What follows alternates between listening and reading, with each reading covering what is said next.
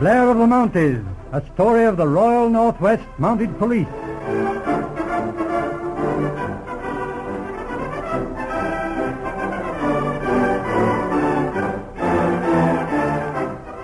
We present the 6th episode in Blair of the Mounties. Imagine a bitter cold winter night in the Northwest Territories. A clear, star-spangled sky and the spruce trees cracking like gunshots in the heavy frost. Inside the Hudson Bay store at Fort McAllister, Sergeant Blair and Angus McGregor are busy over a game of chess, while Constable Marshall sits reading by the stove.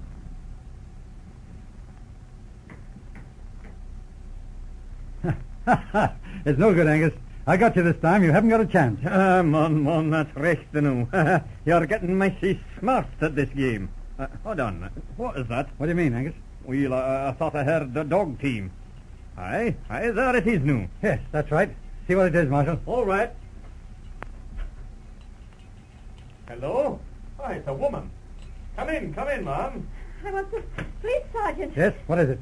Oh, you better come in and get warm. Angus, for goodness sake, keep that girl away from the stove. What is wrong? Don't you see that her face is frozen? That's right. Better take care of her, Mrs. McGregor. Oh, but I must see you, Sergeant, right away. It's important. All right, honey. But come into the kitchen and I'll fix that face of yours. Oh, but I must talk to the sergeant. All right, I'll come with you. Go ahead, Mrs. McGregor. Angus, quick, look what's in the sleigh. What is wrong, Manu? Why, it's a baby. She had it in the sleigh with her. But, mon, now we bear me. Now be careful, Manu. Mercy me, a baby? Goodness, take care now and give it to me. Oh, the poor little thing. Oh, it's all right, Mrs. McGregor. Look at the little beggar laughing. He was all bundled up in the furs. Why, the idea of leaving a baby out in the sleigh. Who is the young woman? Oh, she's all right. She had one ear and part of her cheek frosted. But I got it in time. She's talking to Sergeant Blair now.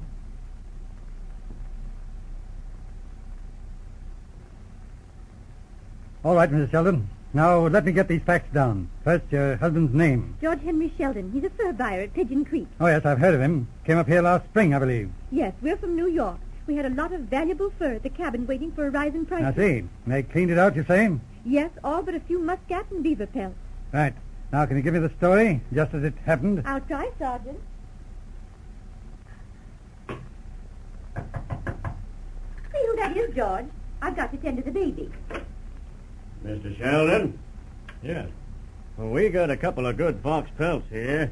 Like to have you take a look at 'em. Well, I don't know. I got about all I can handle. Well, these is mighty good. Yeah, fetch 'em in, Joe. Okay, Bill. Why, Here you are.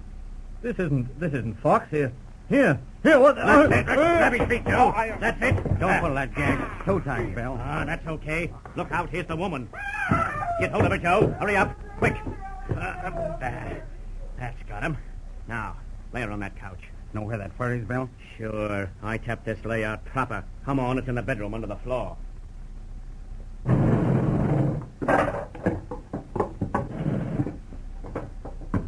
Got it, Bill? Sure. Yeah. There's a little fella here packed come to the floor with fur. And this guy only buys good stuff. Boy, look at that silver fox. Come on, shoot this stuff out to the sleigh. We gotta beat it. I'll sort 'em out. Here, take this bunch. Okay, Bill. Hey, Bill. Well, what now? Hey, there's a kid asleep in the crib in here. What of it? You ain't afraid of a kid, are you? No, but Bill, you can't leave a kid to freeze. It's 40 below outside. Oh, gee, when that stove gets cold with a mother all tied up, it's going to be tough for the kid. Hey, grab this bunch of fur and quit beefing. Ain't getting soft, are you? Well, all right. Gosh, if this ain't the swellest bunch of fur I ever seen. Come on, Joe. I got the rest. That's the works, Bill. About all we can carry on the sleigh. Yeah? All right, let's get going. Hold on, Bill. I got to go to the cabin again. Well, what for? Oh, it's okay. I left my knife in there. Well, hurry up. Gosh, what a guy to have on a job like this. I say, this is a swell bunch of fur. But I never saw a guy like that before, always holding up the works. Okay, Bill. Well, come on, let's go.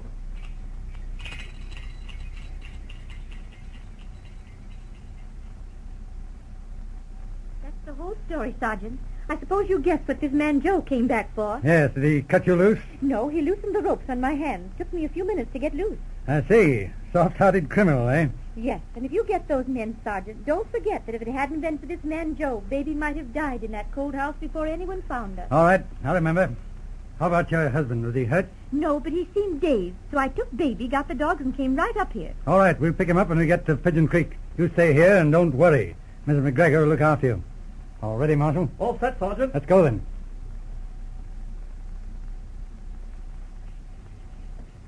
All right, Joe. Turn in here and pull around to the barn and stay out of sight. What's the idea, Bill? This is Maggie Smith. She'll probably take some of this fur. Okay, Bill. Hello? Well, for God's sakes. Bill Flint, what do you want? Let me in, Maggie. I want to talk to you. Nothing doing. What? Say, listen here. I got a bunch of good fox fur. I ain't interested. You ain't? Why, look here. I don't want none of that Sheldon fur. Well, where do you get that stuff? This ain't... Say, who told you? Oh, the whole country knows about that job you pulled, and the cops is out. The cops? Why, say, you sure? Better get going, Bill. You can't stay here. What, say, they couldn't have got on to me so soon unless... Say, I got it. Let me talk to that partner of mine. Hey, Joe, you in there? Sure. What's doing, Bill? Plenty. The cops is after us. The cops? Yeah? Gosh, that's tough, Bill. Tough, is it? Oh, yeah? Suppose you don't know nothing about it, eh? Why, no, Bill. Oh, yes, you do. Went in and cut that woman loose, didn't you? No, Bill. I just loosened up the rope some. I couldn't let that kid freeze. Oh, you couldn't, eh? Why, getting soft-hearted, eh? Why, you low-down, white-livered, double-crossing... Bill! Yeah? Bill! Don't! Bill! Don't!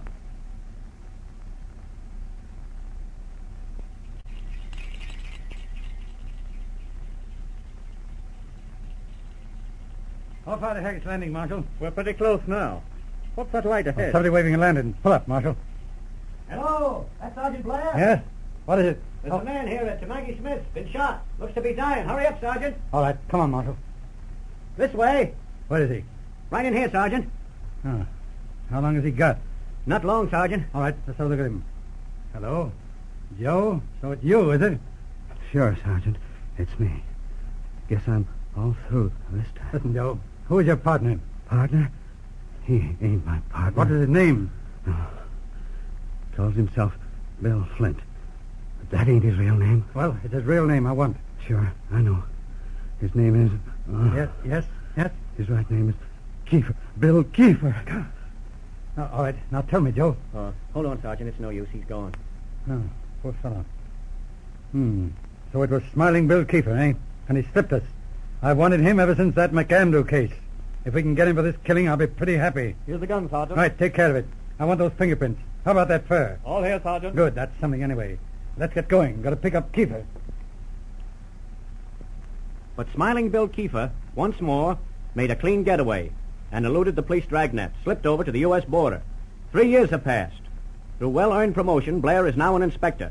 Our closing scenes finds Inspector Blair and his office at Moose Jaw talking to Sergeant Marshall. Marshal. Yes, Inspector. What is it? Telegram? Yes, just listen to this and renew your faith in miracles. It's from the immigration people at the border. Identification K158. William James Kiefer. Man answering name and description. Entered Canada at North Portal this afternoon. Is on northbound Sioux train number 73.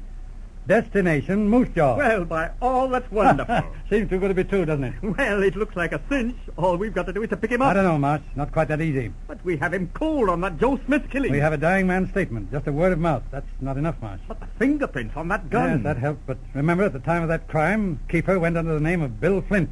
We've got to prove that Flint and Kiefer are the same man. And those fingerprints on the gun were not so good. I see. If we get him, when we come up for trial? He'll be tried at the assizes next month before His Honor, Judge McDonald. Oh, that's all right. Old Sandy will hang him sure. Yeah, well, if that identity is straightened out, but if it isn't, a good defense lawyer will knock us cockeyed. Think so?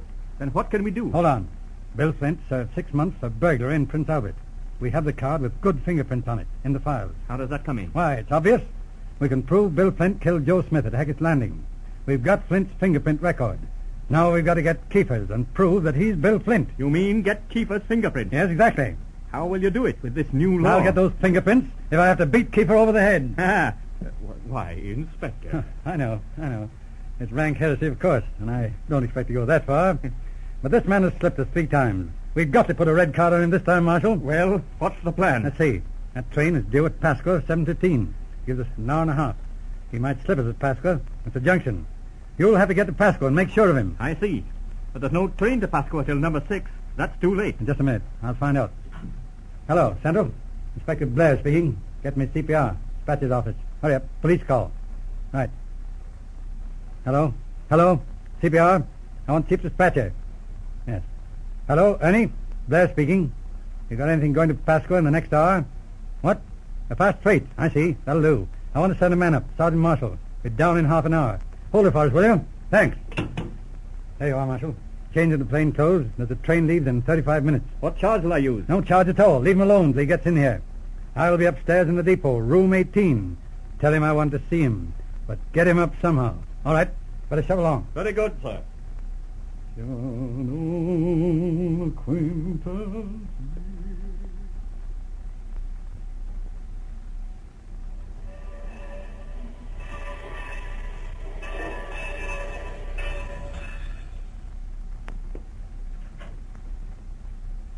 Hello, Marshal. Keep us here, sir. Bring him in. Well, hello there, Sergeant. Oh, excuse me. Inspector now, ain't it? Well, how be you? How are you, Keefer? Oh, say, Inspector, anything wrong? No, everything's fine, Keefer. Heard you were coming up and just wanted to have a little talk. Well, that's fine. Thought you might be a little sore about that McAndrews face. Well, you can't hang that on me now. That's right, Keefer. That's all washed up and outlawed. Sure, that's what I thought. Yeah, kind of glad to get back to Candy. I'm aiming to stay up here regular. That is, if you fellas will let me. That's all right, Keefer. I think I can arrange that for you. Well, that's mighty white of you, Sergeant. Now, what is it you wanted to know, anyhow? Oh, just a matter of routine. I'd like to get your fingerprints in case you should, well, take a notion to start salivating again. Fingerprints? Well, I don't know. Don't seem to me you've got any right to do that. Oh, of course you can refuse, and I'll have to hold you for inquiries.